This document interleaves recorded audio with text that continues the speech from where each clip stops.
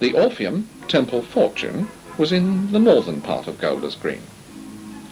It opened on Saturday, October the 11th, 1930, and had 2,800 seats.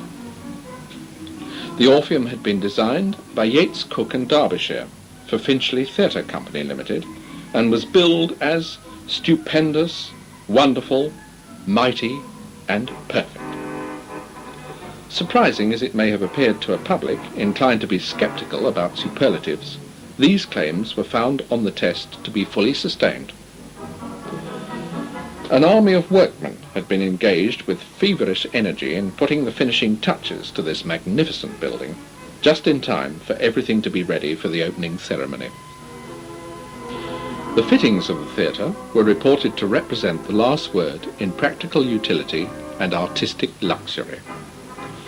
The Compton organ was played by Lewis Gerard, and on the stage, one of the largest in Britain, the opening theatrical production was Happy Feet.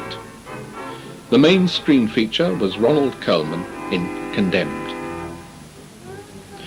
An unusual feature of the seating was that downstairs, instead of the traditional 2 or 3 blocks of seats, there were 6, which afforded plenty of room for patrons coming and going during the continuous performances.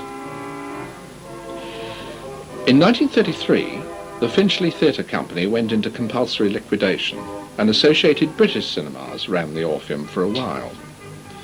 But by December 1934, County Cinemas purchased it, thinking they could succeed where others had failed. In due course, it passed to Odeon and was renamed in 1945.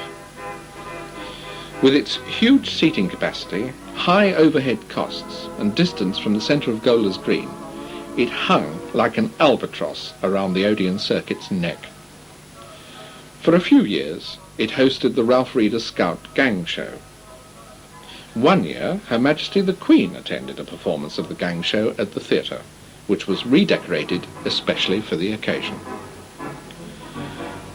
As the Odeon Golders Green, it closed on 27th of April 1974 with Digby, the biggest dog in the world.